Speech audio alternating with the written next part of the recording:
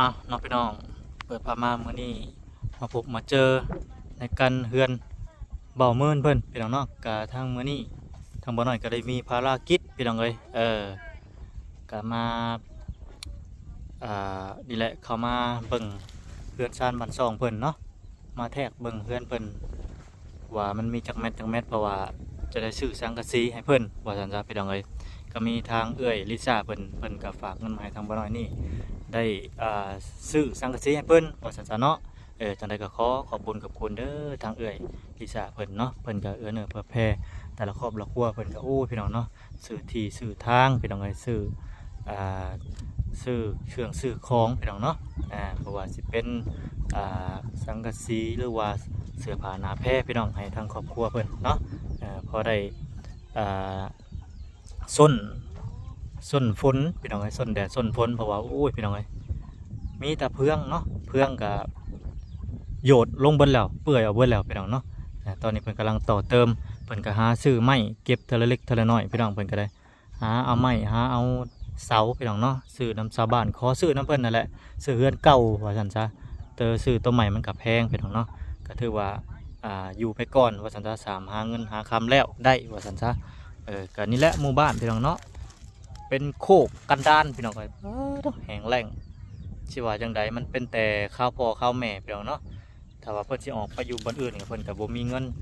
จักสิว่าจังใดพี่น้องเนาะเพราะว่าบ้านนี่ก็ไกลพอสมควรพี่น้องไกลกว่าบ้านน้องตุ้ยเนาะแต่จุดสูงเข้ามานี่ครับเป็น10ปลายกิโลทางก็ยากพี่น้องเนาะมันก็ไกลความเจริญแหน่จักหน่อยพี่น้องเอ้ยไปซะพี่น้องบ่ระยะห่างเดี๋ยวเขาหาทางครอบครัวเพิ่นกันเลยเนาะตอนนี้ก็ขึ้นมาฮอดจอดถึงเนาะสบายดีพี่น้องเนาะที่คือว่าขึ้นมาแล้วพี่น้องเนาะมื้อนี้ก็มีเรื่องที่จะมาคุยกันเนาะว่าน้อยโดยแม่นเรื่องของไอ้หมื่นนี่แหละแม่นเรือนของเจ้าน่ะได้แต่คู่ห่างนี่บ่โดยแล้วมียังไงบ่มีหยังมีเท่านั้นแหละ มีแต่สิ่งที่เห็นนี่บ่โดยมันเส้นไม้เอ็นเพิ่นก็ได้ซ้ำนี่เนาะโดยมันก็ดอกสังกะสีจักแผ่นก็จะเว้านะสังกะสี15แผ่น15แผ่นโดยจักพุทธนะ10ฟุต10พุทธพอดีเลยบอกเพิ่นจังว่าบ่สั่นบ่เนาะบิ๊กจักและสังกะสีนี่ก็เป็นเงินทางพระอาจารย์เนาะพระอาจารย์อยู่บ้านใดก็เพิ่นซอยนี่อยู่บ้านตั้งวายน้ำบ่โดยแม่นบ่เพิ่นมาแจ้งมื้อใดเพิ่นมาตอนใดมาวันตอนเดือน3เดือน1เพิ่นมาธุระในบ้านกระทองเซนี้โดยแล้วเพิ่นผ่านแล้วเพิ่นเห็นเนาะโดยเห็นเฮือนทางอ้ายมื้อนี่เพิ่นก็เลยเข้ามาเบิ่งว่าซั่นซะทางบ่น้อยแบบมียังแน่ทางซ่องบ่น้อยตะวิทย์ก็ว่าสิซื้อสังกะสีให้เพิ่นนั่นแหละแต่ว่าเพิ่นมีสังกะสีก็อาจสิเป็นซื้อแป้นสังกะสีบ่ได้พอได้15แผ่นบ่พอมันได้เบิ่งเดียวบ่อาจจะเบิ่งเดียวก็มีแต่ว่าสิซื้อสังกะสีเสริมอีกเนาะเสริมอีกเบื้องนึงพี่น้องมันบ่พอเนาะบ่พอแล้วแล้วก็ไม่แป้นเนาะมันแป้นแต่ว่าตรงของเพิ่นน่ะได้อยู่ได้อยู่ตรงของเพิ่นน่ะพอ7 8ตัวเนาะแต่มีแต่ว่าซื้อไม่แป้นเพิ่มแม่นซื้อไม่แป้นเพิ่มไม่เส้นฟ้าแล้วก็ฟ้านี่อาจจะเป็นผ้ากระตาดก็ได้เนาะแม่นผ้ากระตาดก็ได้โครงหลังคาอะไรสำคัญแต่ว่าถ้าว่ามีไม้มียังอ้ายอยู่เป็นบ่เป็นก็ข้อมูลมาซอยเนาะโดยข้อมูลมาซอยได้อยู่เนาะถ้าว่ามีไม้ยังเฮ็ดเองเป็นอยู่เนาะโดยแต่ว่าแถวนี้มีบ่บ่อนเขาเจ้าคายมุงคายไม้บ่มีแบบแถวบ้านของแม่บ่มีบ่มีที่บ้านอาจารย์ใหญ่ไกลบ่ได้ไกลไกลเด้ประมาณ 4-5 ลักฮอดบ่โดยประมาณนี้เนาะแต่ว่าเพิ่นขายไม้โดยตรงบ่หรือว่าไปซื้อเอาเงินเพิ่นบ่เขาก็ซื้อมาแต่ความปักใส่ก็คล้ายๆว่าเขาเจ้าเป็นคนค้าขายไม้เนาะโดยมีครบเบิดบ่ไม้เฮาบ่ได้สั่งครับบ่มีอันนั้นสั่งแล้วมีดู สรุปเลยต้องไปสั่งเนาะ โดย สรุปแล้วต้องไปสั่งไม้ ถ้าว่าสิสั่งมาจากจุดซุมผู้กะไก่เนาะบ่น้อย แม่นโอ้ยไกลเลย จักเพิ่นสิมาส่งหรือบ่มันแป้นเนี่ยบ่เกิน30แผ่นเนาะเดือนของเพิ่นไม่สิแป้นก็จัก20โตแต่คงราคานี่แหละนี่ต้องหาคนมาไล่จบดี แม่น สิใส่ไม้ยังไงนี่ว่าคนที่ไล่เป็นว่าใส่ไม้จากตูนั้น มี เดี๋ยวให้เพิ่นไล่หน้าว่ามันมีอย่างนี้เด้ มีในบ้านไปขอไปเข้าไปเวลาให้ มาเพิ่นเด้อ โดย เพราะว่าการสมเฮากะสิต่อเติมตัวนี้แหละ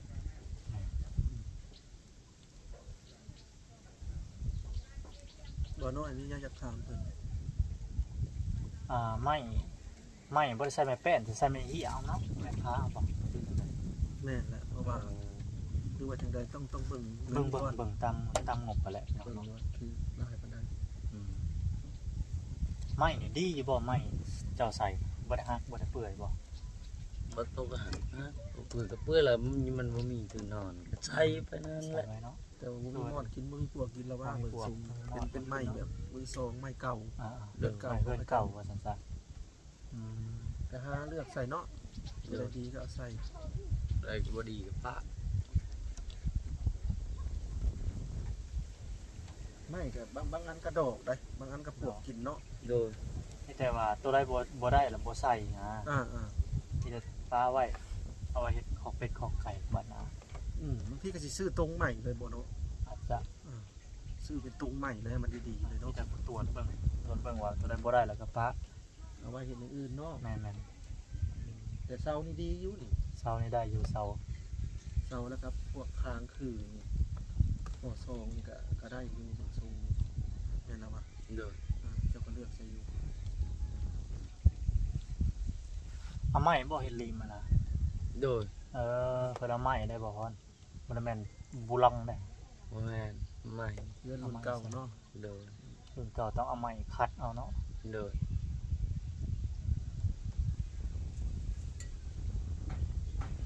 ซึ่งเรื่องสังกะสีได้แต่เบิ่งเดียวเนาะ โดย เบื้องเดียว15แผ่นบ่ แม่น 10คูณ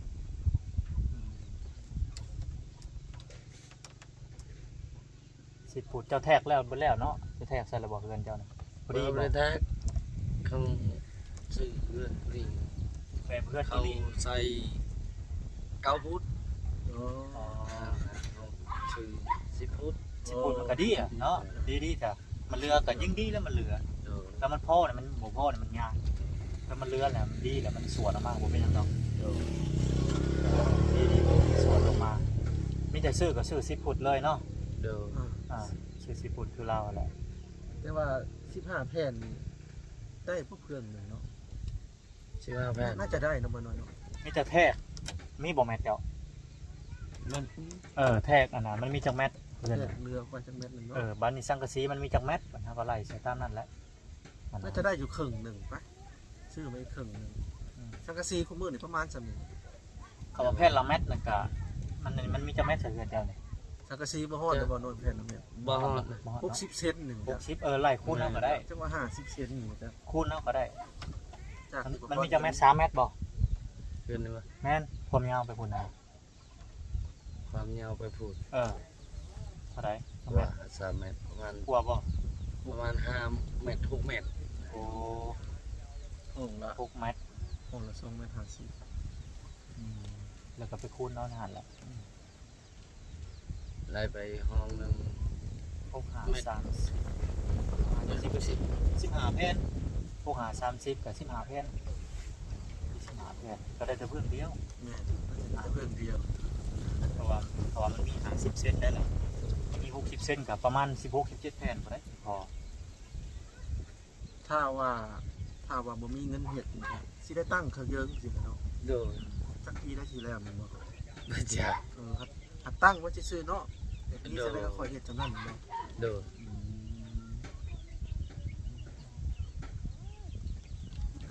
เนาะกับผู้ใจดีทั้งสองบ่น้อยเพิ่นก็ว่าอยากลอง ในถามเบิ่งเจ้าเพิ่นว่าอยากดึงเจ้านี่ไปอยู่ในอยู่ไสก็บ่นอนอยู่ในบนเจริญเนาะ บนเจริญ หรือว่าบนในจุดซุ้มนี้เพิ่นว่าเพิ่นก็เลยอยากให้มาถามเจ้าเบิ่ง แม่น เจ้าอยากอยู่บ่อยู่พุ่นหรือว่าอยากอยู่บ้านเกิดนะ อยู่ที่นี่แหละไปเลย อยากอยู่ตรงนี้ อยู่บนเมื่อเกิดมานอนนี่แหละก็ไปอยู่ที่นี่ก็อยู่ลำพอในนี้แหละพอตายปะเอาก็อยู่ต่อสิต่อมุงต่อ คืออยากอยู่บ้านเกิดเนาะ ดู เพราะว่ามีผู้ใจดีเพิ่นเพิ่นถามเด้ ดู ว่าเจ้าอยากไปอยู่บ่จุดซุ้มถ้าว่าอยู่แล้วเพิ่นก็ว่าถ้าแบบว่าอยากซื้อที่ญี่ปุ่นให้อยู่บนสะดวกครอบครัวเอ้ยวันกับไอ้แก้วกะที่กะบ่อยากมาอยู่ได้ว่าน้อย แม่นบ่ เออ เออ เพิ่นว่าเราอยู่บ้านเกิดบัดนี้เรามาอยู่เราติดเราเลิกโอ้ยสบายเรา ก่อนหากินก็สะดวก อ่ะ ไฟผ้าอีกเลย ไปผ้าพวกเฮาอยากเข้าตลาดตลาดก็ง่าย ตรงตลาดแล้วหมอหมอ เออ อันนั้นเพื่อเราสิออกมาหนทางอ่ะป้าที่ แต่ว่าบ้านเรานี่ช่วงไอ้แก้วไอ้วันนี่บ่ได้ไกลจะมีได้ ประมาณ 7-8 ลัก9ลักแต่ก็ลำบากทางเนาะมีบ้านเจ้าไกลกว่าบ่ได้เราอยากซื้อยังอยากซื้อยังเป็นลุงเป็นงัวกะละอย่างคือไปแป๊บ ย่าง เดียว ไปเป็นเวลาเลย นี่ก็เพิ่นพามาถามแล้วพี่น้องทางโลกสรุปแล้วทั้งอ้ายเพิ่นก็อยู่บนนี้วันเกิดเนาะก็บ่เป็นหยังเนาะ ดู มีแต่ว่าทางซุมเฮาก็นี่แหละพิจารณาเรื่องการต่อเติมเรื่องมันนี่แหละเนาะเป็นจังได๋ข้าวกินน้ำแล้ว ดูกินแล้ว ได้เมนูยังกิน กินจีนกับหัว ซีนงัว ดู เมื่อวานมีดอกบ่ ดู ก็กลายมาเห็น เมื่อกายมาเห็นแต่เจ้ากำลังอันคนตุงคนต่างกับเมื่อ ดู สิได้คนประมาณวานนี่เนาะ ดู คนมาถึงงานดองนี่คักเด้ฮะ แม่น แม่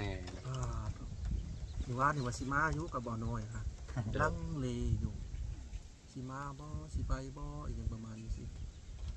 เหตุผลที่ลังเลก็คือเส้นทาง แม่นแหละ เนาะ โค บ่ ตร น้อย ไกลเลยพี่น้องไกลแล้วก็ยากพร้อม อืม ขายุยามนี้โมเมนต์ยามฝนยามฝนแห้งนักพี่น้อง บางคนนี่บ่อยากจะเว้าไกลกว่าบ้านน้องตุ้ยอีก ไกลกว่าบ้านน้องตุ้ยพี่น้องเนาะสุดไกลเลย ไกลความเจริญพี่น้องมันเป็นกระดานบ่ได้ได้ในแถวนั้นมันยัง ไกล โค โคลัดป่ามา โคก การรถ แห้ง ใหญ่นี่มานี่มาก็ต้องยากเนาะบ่น้อย แม่น ก็ต้องคอยไม้นี่รอทางนี่เป็นทางถ้าแบบหลักไปตรงไหนตรงนั้น มันเป็นหินอันที่มันโมเมนต์ตรงไหนเป็นหินเป็นก้อนโคโลโคกเก็กตึงครับร มั ถ นม่วนนะครับ หลุดบ่พรหลุดเว็บตาจนจากหลุด ดู ตับก็อยากปีน ไว้เพิ่นแต่ ขี่มันแทกมันจะมัง เป็นได้ลูกเมียไปใส่เบิ่นแหละ ลูกเมียอยู่เฮือนมาท เงินดองบ่ ำดู แล้วก็ไปซอยดองเมื่อคืนนี่เบิดมื้อบ่ ดู เมื่อคืน มันตื่น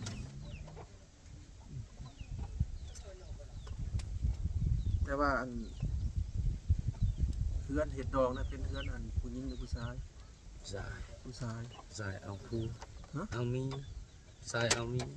แล้วก็เมียมาอยู่นำเรือนหลังนั้น ดู เมียน่ะเป็นคนบ้านใด คือวงพี่ มันผี ไม่ได้เขาอยู่แถวเมืองกัน เมืองพีนก็บ่ได้ใกล้เด้บ่น้อยเนาะจากนี้ไปเลยหมู่บ้าน2-3หมู่บ้านนี่ก็เป็นเมืองพีนแหละขึ้นกับเมืองพีนเลยเด้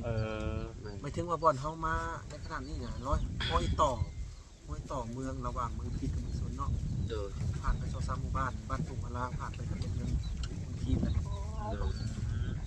เห็นว่าเฮาเนาะบ่น้อยเนาะ แม่ เฮาคิดว่าเอ้าเป็นก็จะไปเมืองพีนไปเสียม่วงเขาก็ไปทันทีจริงๆแล้วบ่แม่นมันไกลมันคอนก็จะฮอดเมืองพีนแล้วจริงๆนะก็คือว่าละจากบ้านเฮามาก็100กว่ากิโล แม่ ก็บ่ติเลย มันกระชิฮอด สุดเขตแดนเมืองชลบุรี เนาะ เอาเนาะก็มาถามนะพี่น้อง มาถามกับบ่น้อยก็มีงบเท่าไรก็บ่น้อย มีงบอยู่2 ล้าน 2 ล้านนิด2ล้านทวนๆเนาะ เลย ก็เป็นทางผู้ใหญ่ที่ดีได้ส่งมาน้อยเพิ่นก็ว่า จะให้ต่อเติมเนาะเติมอุปกรณ์แล้วก็ซื้ออันนั้นมาเนาะก็คือบ่น้อยเพิ่นสิดำเนินการซื้อสังกะสีบ่ โดย แล้วก็ไปแป้นบางส่วนว่าง่ายๆก็ซื้อจนเบิดงบที่เพิ่น เป็นบัดงบ เอาให้นี่เนาะ แม่น ถ้าบ่น้อยเบิดงบบ่พอก็สิได้ดำเนินการต่อ ๆโดย แล้วก็เป็นงบทางเมตู้ที่ต้องดูเอคือเก่านะพี่น้องที่ช่วยครอบครัวเพิ่นอ่า โดย เป็นได้ใดดีใจป่ะ ดีใจมูซอยมูซอยก็ดีใจมูซอยก็ดีใจ หลายคนว่า เจ้าคือบ่ฮานย่างมามุงอันหลังคาที่ เพิ่นว่าคือ แต่เจ้าสิตอบเพิ่นจังไดละอาย ไม่มีคนไปหา หยังบ่มีบ่หรือไงใด บ่มีน้ำท่วมหมด ท่วมเบิด นะ เดี๋ยวเพื่องได้ซะ เพื่อนก็มีแต่เขาพันหมด ก็เอาเบิด เขาเอาหมด ผู้มีบ่ผู้ตี บ่บ่ได้มีอย่างที เพื่อนเจ้าก็ ไปตามทุ่งนามันบึกจะไปเชื่อ เพื่องเจ้าได้ซะเพื่องเจ้า เพื่อนเคยกับปันหมดจ่อ คือบ่ตียาละมาว่าเฮ็ดหรือว่า ตีบ่ได้นะมัน ต้องปักนะ ปันเพื่อน เอาง่ายๆก็คืออดทนไปห้างกระยามันหมายถึงเพิ่นอันนั้นเนาะเพิ่นก็เสียเดือนไปเพิ่นห้างแล้วเพิ่นมีสิได้เสียเจ้าก็หาอยู่ได้เนาะ ดู แต่เพิ่นความสามารถ หมดความสมัครก็ได้นี่ครับไปรับจากสองผู้เมียก็พูดยกเลิกไปประมาณ16 วัน เมื่อยโตว่าดองที่บ้านนี่ก็เมื่อยไอ้เงิน2 ล้านที่ซื้อ มีซื้อเรือนเก่าเขานี่เนาะ ดู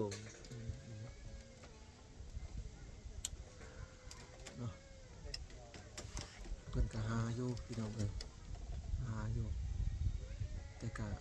คือว่าและต้นทุนเฮาบ่ซ้ำกันเนาะ ดู เข้าก็อึดเข้าก็ได้10กว่าซอก ดู ถ้าก็ได้สิหาเงินแล้วก็จะมาซื้อเข้าวเนาะ ดู ซื้อพวกน้ำปรุงน้ำปลาสุรสนี่ว่าไม่ได้ซะว่าเพื่อนว่าอยากไปหาทำงานกะอุ้ยผู้เบิ่งลูกมาสินะบ่ ดู เวลาเจ็บไข้นั้นบ่มีไปที่เบิ่งไปบ่ได้ ลูกทางอ้ายมี3 คนนะพี่น้อง ดู คนที่1น่ะชื่ออะไรก็ อาวี อาวีคนที่2สมดี สมดีคนที่3 เท่าซี ฮะ เท่าซี เต้าสี ดู อาสี ดู ก็คือเขตที่นี่นะบ่น้อยเอ้ยเพิ่นจะนำหน้าด้วยอาจ่อยอาวีอาวันแปลว่าสนาอาแก้วมีแต่ตัวอานี่แทนน้ำแบบว่าข้าวน้ำบ่ได้จังได๋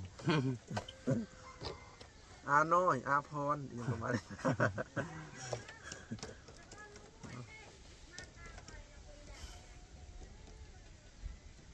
เป็นได้งานดองเมื่อคืนนี่เพิ่นฆ่างูมาจากตู้ก็ 2 โต 2ตัวเลยเนาะ 2ตู้นี่คือคนทุกข์ยากได้แม่นบ่แต่คนมีนี่ได้หาตู้กันไปแม่นบ่ ดู อ๋อจะว่าอย่างไรบ่น้อ อั ย นคนมี บ้านเฮานี่ เยอะ 2ตู้ เขา ก็ ละ สองคนมีเลยเนาะ แม่นบ้านเฮากินบ่หลายแบบว่ามันสุดหลายอาหารแนวอื่นเด้บ่พรอาหารเสริมแนวอื่น แต่อันนี้เพิ่นบ่ได้มีอาหารเสริม แม่น บ่ ตัวนี้บ่มีอาหารหลักเพิ่นเด้อาหารหลักเลยก็แนวหมักเด้ แต่ว่าบ้านเฮานี่มันมีหลายเมนูเด้บ่ว่าพัดจืนเป็นหยังนะประมาณนั้นบ่เสริมมันหลายบัดม่วนก็ประมาณตัว1 2โตก็ถือว่าบ่อยากเบิดอาหารอะไรมีกระปุ้นกับปาดเด้บ่พร แต่ว่าอยู่ที่เพิ่นเฮ็ดแต่เมนูอย่างเดียวบ่ ดู ลาบ ดู ลาบต้มเพราะว่าง่ายกันเนื้องัวอย่างเดียวต้มลาบแข้งนะ ดู ประมาณนั้นเนื้อเดียวแต่ว่าเฮ็ดหลายเมนู 2ตู้เนาะโอ้โหพูดหลายบ่ ลาย2 โตเลยยิงเลยกันลายเหลือ ม่วนได้พี่น้องเอ้ยงานดองบ้านเพิ่นน่ะงานแจกงานดองเขตที่นี่เพิ่นจะจัดแบบยิ่งใหญ่อีหลีได้ บอกกับกินอยู่ป่ายกมันแซ่บเขาบอก พอกายมาของย่านี่เห็นแต่ทงขนมก้องอยู่ แม่นแม่น งานดองงานแจกอยู่ที่นี่นะมีคนชาวบ้านมาขายเครื่องพี่น้องเลยมาขายเครื่องชาวบ้านก็ยังหุ่นม่วนได้ เด้อ เห็น ม่วน แต่ ม่วนมันอึดมันหิวแล้วมันแบบอยู่ป่าอยู่โคกแซ่บได้ อยู่ดงเลยมันก็ กินละแซ่บ คนก็ทึ่นๆอยู่เสียดายเมื่อวานคนเป็นมาเบิ่งบรรยากาศเพราะว่าสิมาอยู่กับบ่อโนน แม่นแม่ ลั น งเล บ่มา มัน ก็ จะ ม่วน เส้นทางนี่งัวสองตัวเรือบ่ฮะ เรือ เรือกับปันก็จะพี่น้องเนาะ โดน เจ้าก็ได้ยังแน่มา ไอ้ลาบ เบิ่งดูเอามาเบิ่งดูคดีอาหารเป็น ลา ลา บลูก คู่มันเหม็นบ่ ไม่คุกนะ นี่แหละเสียอาหารเพิ่นไปสอน หลามเหนียวทั้งนี้เพิ่นเฮ็ดเหนียวเนาะ โดน อ๋อจบญี่ปุ่นเพิ่นบ่ได้เฮ็ดแบบซี่อยู่บ้าน ลาบเหนียวเขาเอิ้นมาก็อยู่บ่ลาบเนาะผัก ลาบพัก ผักให้มันหม่นเด้ โดน แต่บ้านเฮาละซอยเด้ค่อยเป็นตอนน้อยๆบางๆประมาณนั้น แต่บ้านเพิ่นผักเลย เวลาก้อยเด้อหน่อยเป็นตอนนะก้อย ก้อยเนาะก้อยเอาก้อยเนื้อเอา ก้อยนี่ อาจจะเป็นลาบเลยเนาะ ไอ้ลาบ อืมก้อยสีลาบสี ยังปนกันบ่อ้าย โดนโอ้ย แล้วมื้อนั้นบ่น้อยอันเห็นขึ้นเฮือนน้องดาน่ะคือจังว่าลาบเป็ดดิบกับ เรียกว่าไปแล้ว บ้านน้องลินดาน่ะ เอาแม่นบ่ข้อยก็งง ลาบไก่ดิบก็มี โอ้บ่เป็นตาแล้วแบบนี้ บ่ได้แล้วแบบนั้นข้อยก็ลืมสังเกต บ่ได้สังเกตบ่ บ่ เอ้าที่นี่เขาเฮ็ดลาบไก่ดิบแม่นบ่ โดน ไก่ดิบแบบนี้แหละผักแล้วก็เจ้าน้ำแล้วก็คุยกินกับลาบเป็ดดิบ บ่ไหวเนาะแบบนั้น เห็นบ่ล่ะกินด้วยอยู่ โอ้ยบ่ไปแล้วบาดเลย บ่พอแล้วก็เห็น บ่ไหว เล แล้ว ย ไป เห็นแล้วว่า โดน เขากินดิบเลยไก่ กินได้ดิบเขากิน บ่ไหวบ่ไหว บ่พอไอ้ที่นั่นน่ะ ของแข็งนั่นแบบของ คำว่าเนื้อมันหวานเห็นว่าไข่เนาะ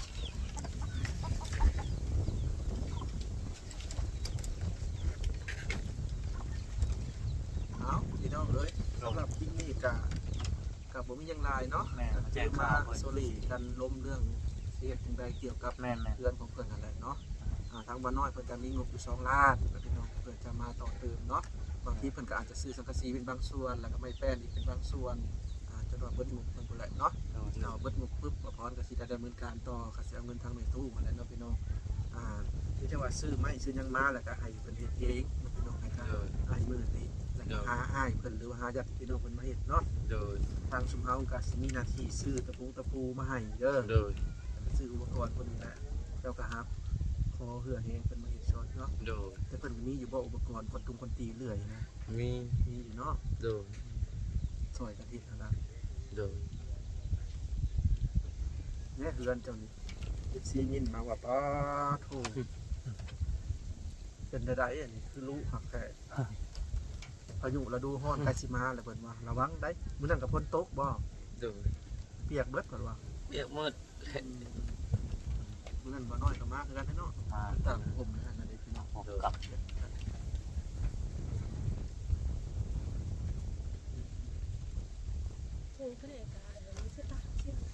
7-8 ปีเนาะเดือนละ โดน จำปีที่แม่นบ่ฮอดบ่7-8 ปี อะไรคือลังนี้นะโอ้ทนอยู่เนาะ โดน คิดว่ามันสิไป ไป บ่ 5-6นี่จะ เพราะว่า7 ปีประมันนี้แหละ 6-7ปีแล้วไปเครื่องก็เครื่องนี่เปลี่ยนจากเทื่ออะไรหรือว่าตั้งแต่เฮ็ด เป็นเฟืองในซองเถื่อปี แม่นๆๆประมาณ6-7นี่แหละเหล้าคือกันเนาะเด้ โดน เหล้าก็ห้าเรื่องก็ห้า แต่มันก็มีเหล้าใหม่แล้วนะพี่น้องดีเหล้าใหม่เพิ่นกำลังต่อเติมเห็ดก็ถือว่าดีเราได้เหล้าใหม่แล้วก็สีมากเหล้าเก่าแล้วก็อันนี้เรื่องมันกำลังก็คือคนเฮาก็คอยขยับไปทีละหน่อยเนาะบ่น้อย แม่น บางคนก็ขยับขึ้นอย่างว่องไวบางคนก็คอยซ่าไป โดน คือตอนนั้นเฮามาบ้านระเบียดเลยเนาะบ่น้อย แม่น อันมีเฮือนอ้ายคนหนึงก็แบบนี้แหละ โดน พอมาปีนี้เราก็ได้เฮือนหลังใหม่ก็เป็นหลังแบบคือคุณจำ 3 ปีของ 3 ปีผ่านมาก็กำลังขยับไปเนาะบางคนก็พัฒนาไว้บางคนก็พัฒนาช้านะต้นทุนต่างกันเนาะเขาเนี่ยจะไปตามเรื่องตามเรื่อง เอาไว้เออ เอามา น้อยก็มีเพียงเท่านี้เนาะ แม่แม่ สิ่งที่คุยกันไว้ยังไว้แล้วมื้อใดล่ะสิได้ดำเนินการเฮ็ดได้บ่น้อย ก็เมื่อได้ว่างก็เฮ็ดเลยก็ได้ด้วยจังได๋บ่ว่าบ่อื่นว่างเนาะ หรือว่าสั่งไม้น้ำฟุตที่เขาเคยสั่งบ่เราสิมา อันนี้ต้องพิจารณาหลังมาอีกเท่านึงก็ได้ประมาณเพราะว่าตอนนี้ก็ยังแบบหาก็ได้50เหมือนกัน แต่ว่าก่อนนี่ก็แทกเงินแล้วเนาะว่าขนาดเท่านั้นแล้ว มี กั จังหวะแทกเพื่อนเพิ่นก่อน อ่า สังกะสีเท่าไรตอนคิดไหลก่อน มีแต่ว่าตลับนี่เอาเนาะ โอเค โอเคเนาะบ่น้อยเนาะ โดย สำหรับคลิปนี้ทั้งสภาพกะสิได้ขอตัวจบคลิปพิศนีก่อนเนาะนี่แต่ว่ามื้อหน้านายบ่พร้อมกับบ่น้อยก็สิได้มาหากันใหม่ไปก่อนเนาะบ่น้อย โดย สบายดี สบายดี พี่น้อง สบายดีอ้าย สวัสดี สวัสดี อ้ายมือเนาะชื่อเพิ่น